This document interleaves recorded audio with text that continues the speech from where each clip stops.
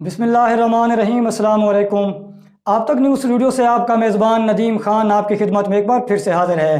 ناظرین، کوٹ سلطان کے معروف سیاستدان سردار سجن خان تنگوانی کے صاحبزادے اور رہنما پاکستان تحریک انصاف اون تنگوانی نے آج آپ تک نیوز آفس کا دورہ کیا اور اس وقت میرے ساتھ نیوز اسٹوڈیو میں تشریف رکھتے ہیں۔ اون بھائی، آپ کا شکریہ، آپ نے آپ تک نیوز کو وقت دیا، یہاں پر تشریف لائے، ٹائم دیا۔ سب سے پہلے میرا کوشچن آپ سے یہ ہے کہ 90 کی دہائی سے 2018 کے الیکشن تک وجہ کیا ہے کہ ہر بار ہی تنگوانی خاندان کو جو ہے وہ ہار کا سامنا کرنا پڑا، ہار ہی آپ کا مقدر بنی؟ کیا فیکٹرز ہیں، کیا کہنا چاہیں گے اس بارے میں؟ نحمد و نصلی علی رسول الکریم، اما بعد، اعوذ باللہ من الشیطان الرجیم، بسم اللہ الرحمن الرحیم۔ سب سے پہلے تو میں آپ کا شکر گزار ہوں کہ آپ نے مجھے اپنے قیمتی ٹائم میں سے ٹائم دیا اور مجھے ادھر مدعو کیا۔ دوسرا، آپ نے جو سوال کیا ہے کہ 90 کی دہائی سے ہم الیکشن لڑ رہے ہیں، جیت ہمارا مقدر نہیں ہے، تو میں اس کا ایک بڑا جامع سے جواب دوں گا کہ ہم روایتی سیاستدان نہیں ہیں، یا ہمیں سیاست کرنا نہیں آیا۔ ہم صرف منافق نہ ہونے کی وجہ سے نہیں جیت سکے آج تک۔ اگر ہم منافقت کرتے تو ہم بہت پہلے کے جیت جاتے، جو کہ ہمارے خون میں نہیں ہے۔ نہ ہم نے پہلے کی ہے منافقت، نہ ہی آئندہ انشاءاللہ کریں گے۔ اس سے بہتر جواب میں نہیں دے سکتا اس کا۔ صحیح۔ اچھا، کاف لیگ، PPP، پھر تحریک انصاف، 2023 میں کیا دیکھ رہے ہیں اپنا مستقبل؟ اگر تحریک انصاف کا ٹکٹ جو ہے وہ تنگوانی گروپ کو نہیں ملتا تو کیا کرنے جا رہا ہے تنگوانی گروپ؟ دیکھیں جی، ہم بہت سی پارٹی سے الیکشن لڑ چکے ہیں، ہمارا مقدر جیت نہیں ہوا، مگر ہم نے پارٹی کو جیتی ہوئی حالت میں چھوڑا ہے۔ اگر ہم نے کاف لیگ کو چھوڑا ہے تو اس ٹائم کاف لیگ کی گورنمنٹ تھی، پنجاب میں بھی اور فیڈرل میں بھی، اور جب ہم نے پی پی کو چھوڑا ہے، پی پی کی بھی فیڈرل میں گورنمنٹ تھی۔ یہ الزام ہم پہ نہیں لگا سکتا کوئی کہ ہم اس جماعت سے جیتے ہیں اور جیتی ہوئی جماعت کو ہم چھوڑ کے چلے گئے ہیں۔ انشاءاللہ 2023 میں ہم PTI سے الیکشن لڑیں گے، اس میں کوئی دو رائے نہیں ہے۔ ٹھیک ہو گیا۔ اچھا، یونین کونسل شمالی تنگوانی خاندان کا جو ہے وہ پہلے دن سے، روز اول سے جو ہے وہ گھر سمجھا جاتا ہے۔ تحریک انصاف کی حکومت آنے کے باوجود بھی روڈوں کی حالت وہاں پہ بھی جو ہے وہ ابتر ہے۔ ہر سال دریائی کٹاؤ جو ہے سینکڑوں ایکڑ پر کھڑی فصلات کو اپنی لپیٹ میں لے لیتا ہے۔ کیا سمجھتے ہیں کوئی ٹھوس اقدامات جو ہے کیوں نہیں کیا جا رہا ہے، لوگوں کو محفوظ کیوں نہیں کیا جا رہا آخر؟ جی بالکل، آپ کی بات بالکل ٹھیک ہے۔ بیٹو ساوا شمالی ہماری نیٹو یونین کونسل ہے اور وہاں پہ بہت ہی زیادہ فقدان ہے ترقیاتی کاموں کا۔ اللہ نے ہمیں موقع دیا اس دفعہ، عثمان بزدار صاحب نے ہمیں پرسنل ریلیشن پہ تھوڑا سا اوبلائز کیا، اور جو ہمارا سب سے پہلا ادھر ڈیمانڈ تھی عوام کی بھی اور ہماری بھی، سپر بند کی 8 کروڑ کی خطیر رقم سے ہم نے اٹھ مار پہ سپر بنوایا ہے، اور وہ اسی گورنمنٹ میں ہی بنا ہے۔ کسی بھی سیاستدان کی خواہش نہیں تھی کہ جہاں پہ سپر بنے، کیونکہ سب سے زیادہ افیکٹڈ تنگوانی فیملی کی زمینیں ہیں ادھر۔ جہاں پہ بنا ہوا ہے سپر وہ بھی تنگوانی فیملی کی زمینیں ہیں، اور باقی رہی روڈز کی بات، وہ بھی ہم نے کام سٹارٹ کروا دیے تھے۔ آپ کے سامنے ہے بکری روڈ، یہ بھی UC بیٹو سوا شمالی کا مین روڈ ہے، اس کو بھی ہم نے بنوا دیا ہے۔ آگے بھی فنڈ ہمیں جیسے جیسے ملتے آئے وہ بھی ہم کوشش کر رہے تھے۔ ہم نے سٹارٹ میں 15 کلومیٹر کا کارپٹ روڈ منظور کروایا تھا، بکری چوک سے لے کے اٹھ مار سپر تک۔ وہ کچھ ناگزیر وجوہات کی وجہ سے کمپلیٹ نہیں ہو سکا، تو ابھی بھی ہمارے 1-2 ٹینڈر ہیں جن کے ہو چکے ہیں۔ ڈھول والی پل سے اٹھ مار سپر تک روڈ کے پیسے بھی آئے ہوئے ہیں، ٹینڈر بھی ہو چکے ہیں، ورک آرڈر بھی مل چکے ہیں، مگر ابھی تک ٹھیکیدار کانٹریکٹر جو ہے وہ کام کرنے نہیں آتا۔ پتہ نہیں ان کی کیا وجوہات ہیں، جی ہمیں پیمنٹ کا ایشو ہے، یہ ایشو ہے، وہ ایشو ہے۔ باقی ہمیں جتنا کچھ ملتا ہے ہم نے حصہ بقدر سب جگہ پہ تقسیم کیا ہے، اور انشاءاللہ آگے بھی کریں گے۔ ٹھیک ہے۔ اویس ذکر نے گزشتہ روز انٹرویو میں کہا کہ ووٹرز کی خواہش پر PP 284 کا امیدوار جو ہے وہ تبدیل کیا گیا، کیا کہنا چاہیں گے اس بارے میں؟ دیکھیں جی، یہ ان کی اپنی مرضی ہے، وہ جیسے کہیں۔ تو بہرحال مجھے تو عوام کی کوئی ایسی ڈیمانڈ نظر نہیں آئی کہ انہوں نے کہا ہو، ان کی اپنی خواہش ہو سکتی ہے، عوام کی تو مجھے خواہش کہیں پہ نظر نہیں آئی۔ ٹھیک ہے۔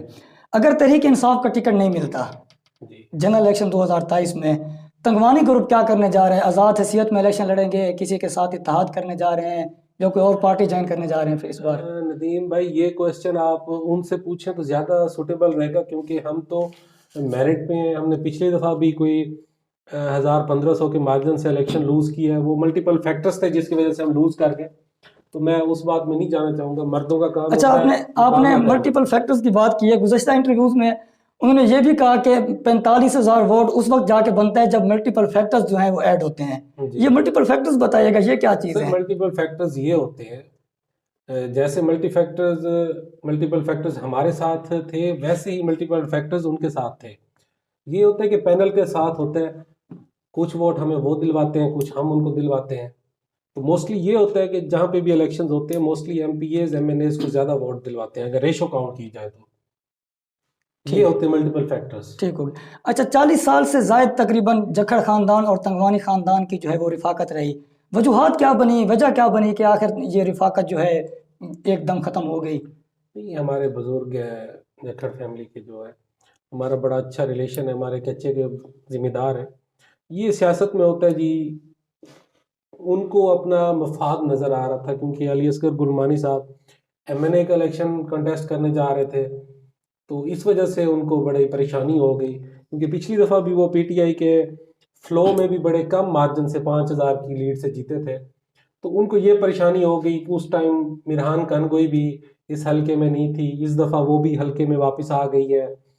تو ان کو اس پریشانی کی وجہ سے انہوں نے علی اصغر گلمانی صاحب کو ان چیزوں کو اپنے ساتھ ملٹیپل ملایا. فیکٹرز کے طور پر لے سکتے ہیں. جی، انہیں کو آپ ملٹیپل فیکٹرز کی وضاحت کہہ سکتے ہیں. ٹھیک ہو گیا.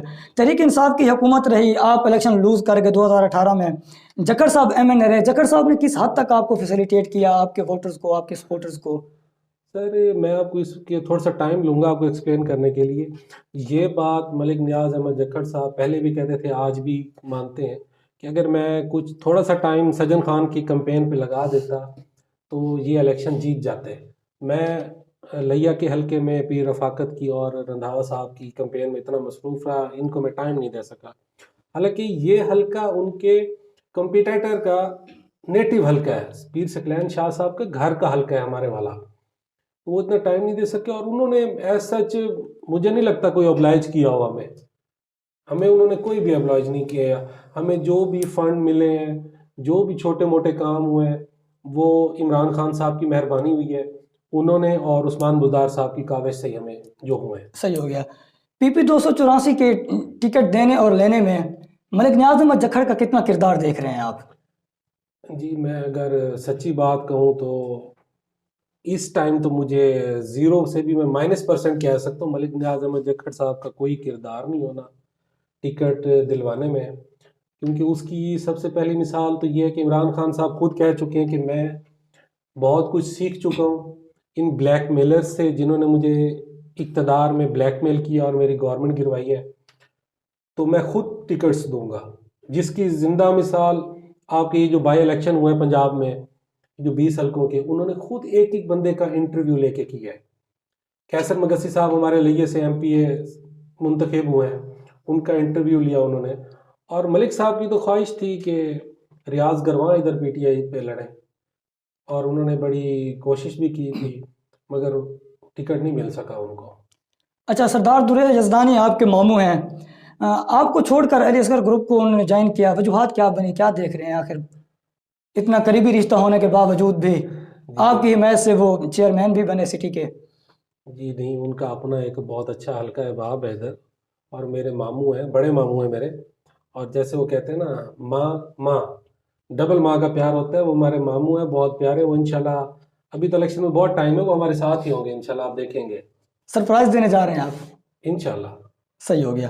چلیں، علی اصغر گرمانی جو ہے جکھڑ خاندان کے ساتھ الحاق کر کے پینل بنا کر کیا سمجھتے ہیں کتنا ڈیمیج کر چکے ہیں آپ کے ووٹ بینک کو؟ ابھی فرینکلی اگر میں سیدھی بات کہوں آپ کو تو ہمیں تو ایز سچ کوئی نظر نہیں آیا کہ انہوں نے ہمیں ڈیمیج کیا ہو، کیونکہ یہ حلقہ کوئی چھوٹا سا نہیں ہے، کوئی 13 یونین کونسلز پہ مشتمل ہے ہمارا حلقہ. ٹھیک، تو ایک دو بندے کا تو نہیں کہہ سکتے ہم، کوئی ہمیں خاطر خواہ ان کو کامیابی حاصل نہیں ہوئی. جکھڑ فیملی ان کو کوئی ایز سچ گروپ شامل نہیں کروا کے دے سکی، کیونکہ ان کی ایز سچ کوئی گریپ نہیں ہے اپنے دوستوں پہ کہ آپ اس کو ووٹ دیں. ہم 2 الیکشن لڑ چکے ہیں ان کے ساتھ، ٹھیک. تو وہ اپنی ذات کا ووٹ بہت اچھے طریقے سے لے لیتے ہیں، مگر جب دوسرے کو دلوانا ہوتا ہے نا، اصل ووٹ وہ ہوتا ہے، ٹھیک. وہ بڑا مشکل ہو جاتا ہے. آپ کے ووٹ بینک میں ایک بڑا ووٹ بینک جو ہے وہ گرمانی برادری کا ہے. جی علی اصغر گرمانی خود امیدوار ہیں اب ان کی برادری سے ہیں، تو کیا دیکھتے ہیں گرمانی اتحاد جو برادری جو ہے وہ آپ کو کس حد تک جو ہے وہ کر رہی علی ہے؟ اصغر گرمانی ہمارے بھائی ہیں، سیاسی بھائی نہیں، ویسے بھی ہمارے بڑا اچھا تعلق ہے ان کے ساتھ، ان کی خواہش تھی الیکشن لڑنے کی، ہم ویلکم کرتے ہیں. اور گرمانی فیملی کے ساتھ ہمارے آج کے نہیں، ہماری نسلوں کے تعلقات ہیں. اور جو گرمانی فیملی ہمارے ساتھ پچھلے الیکشن سے آ رہی ہے سپورٹ میں کہتا ہوں ان سے کچھ بڑھ کے یہ ہمارے ساتھ ہوں گے، کم نہیں ہوں گے انشاءاللہ. صحیح.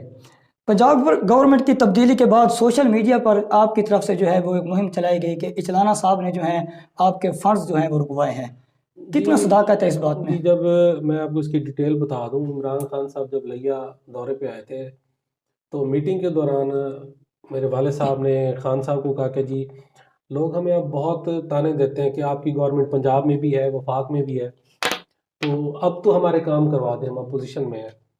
تو خان صاحب نے کہا کہ جی آپ کی کوئی ڈیمانڈ ہے تو بتائیں. ہم نے ان کو ایک لسٹ دی بڑی لمبی چوڑی، وہ سوشل میڈیا پہ بھی ہے. تو اس کی کوئی اپروکسیمیٹلی اگر کاسٹ آپ لگائیں تو وہ 2 ارب بنتی ہے. اس میں 70 کلومیٹر روڈز تھے، کارپیٹ روڈز پورے حلقے میں. اس میں سکولز تھے، اپ گریڈیشن آف ہاسپٹلس تھی، سپورٹس کمپلیکس تھے، سپورٹس اسٹیڈیم تھے. تو اور چھوٹے کیا نام ہے یہ پبلک ہیلتھ کے سیکٹر کے لیے کوئی 20 سے 30 کروڑ کے سولنگ، ٹاف ٹائل، نالی، سیوریج کے یہ بھی منصوبے تھے.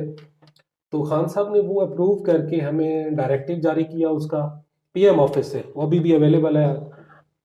اور پھر پنجاب گورنمنٹ کی طرف سے ہوا، اس کے ایسٹیمیٹ بنے، اس کا PC1 بن گیا، PC1 بن کے اپروو ہو گیا. پھر گورنمنٹ کی تبدیلی ہوئی، تو وہ گورنمنٹ کی تبدیلی کی وجہ سے تو مار صاحب نے آ کے اس کو کینسل کروا دیا. جی وہ اپنے کام لے کے آ گئے. تو اگر وہ اس ٹائم گورنمنٹ نہ ٹوٹتی یا جیسے PMLN کے تھے، اگر وہ سارے کام ہو جاتے تو وہ ہمارے نہیں تھے، وہ اجتماعی کام تھے. ٹھیک. اور اس سے میں کہہ سکتا ہوں کہ علاقے کی اور پورے حلقے کی 70% محرومی ختم ہو جاتی ہے اگر وہ سارے کام ہو جاتے. ٹھیک. لیا کو ڈیرہ غازی خان ڈویژن سے ہٹا کر جھنگ ڈویژن کے ساتھ جو ہے وہ اس کا الحاق کیا جا رہا ہے، کیا سمجھتے ہیں لیا کے عوامی نمائندوں کی ہمارے جو امیدوار ہیں MP MNA ہیں ان کی یہ ناکامی نہیں ہوگی کہ اگر اس طرح کا ہوتا ہے؟ کیا رہے؟ اگر جھنگ کے ساتھ ہو جاتا ہے تو obviously ہماری ناکامی ہوگی پارلیمنٹیرینز کی، ہم عوام میں بھی بڑی بددلی ہوگی.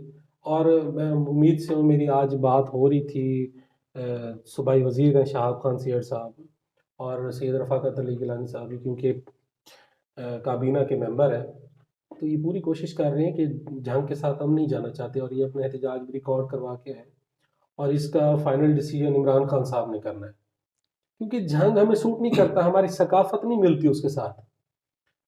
DG خان ہماری ثقافت کا ہے، مگر اب ہمیں اپنی شناخت چاہیے. لیا ایک ضلع ہے اور وہ اب ڈویژن بننا چاہیے. ہماری ضرورت ہے. ہمارا لٹریسی لیول لیا کا پنجاب میں 2nd نمبر پہ ہے، لاہور کے بعد لیا کا نمبر آتا ہے. تو یہاں پہ گورنمنٹ لینڈز بھی بہت زیادہ اویلیبل ہیں آفیسز کے لیے جو ڈویژن میں چاہیے ہوتے ہیں. اور باقی جو نیو اضلاع بنے ہیں، توسا شریف ہے، کوٹدو ہے، بکھر کو بھی ساتھ ملا لیا جائے، تو یہ 4 اضلاع کا بہت ہی زبردست قسم کا یہ لیا ڈویژن بنے گا. کس حد تک کانفیڈنٹ ہیں کہ جنرل الیکشن 2023 میں تحریک انصاف کا ٹکٹ جو ہے وہ سردار سجن خان کو ہی ملے گا؟ دیکھیں بھائی، اللہ کی ذات پہ توکل ہونا چاہیے، اور ہمیں 100% یقین بھی ہے اور اللہ کی ذات پہ اعتماد بھی ہے. اگر ہمیں نہیں ملے گا تو کسے ملے گا؟ ذرا بتا دیں مجھے اس بات. چلے میں آپ سے ایک سوال پوچھتا ہوں. ہم نے 44,000 ووٹ لیے ہیں، 200، ہم 1200 ووٹوں سے ہار رہے ہیں. تو آخر اگر اپلائی جب کریں گے تو آخر وہ پوچھیں گے تو صحیح نا کہ جی آپ کو کس بیس پہ ٹکٹ نہ دی جائے. اور بلکہ میں آپ کو چلیں بتا دیتا ہوں، عمران خان صاحب کہہ چکے ہیں کہ جی ٹکٹ تو جکھڑ صاحب کے کہنے پہ دے دیں. تنگوانی صاحب کو ہم کیا جواب دیں جو اتنے ووٹ لے کے بیٹھے ہوئے ہیں؟ ٹھیک ہو گیا سر، بہت شکریہ آپ کے وقت کا، آپ نے اب تک نیوز کو ٹائم دیا. اللہ آپ کو خوش رکھے. ناظرین، یہ تھے ہمارے ساتھ عون خان تنگوانی، رہنما پاکستان تحریک انصاف. بہت ہی اچھی گفتگو رہی. فیڈ بیک دینا نہ بھولیے گا. اپنے میزبان ندیم خان کو دیجیے اجازت. اللہ حافظ.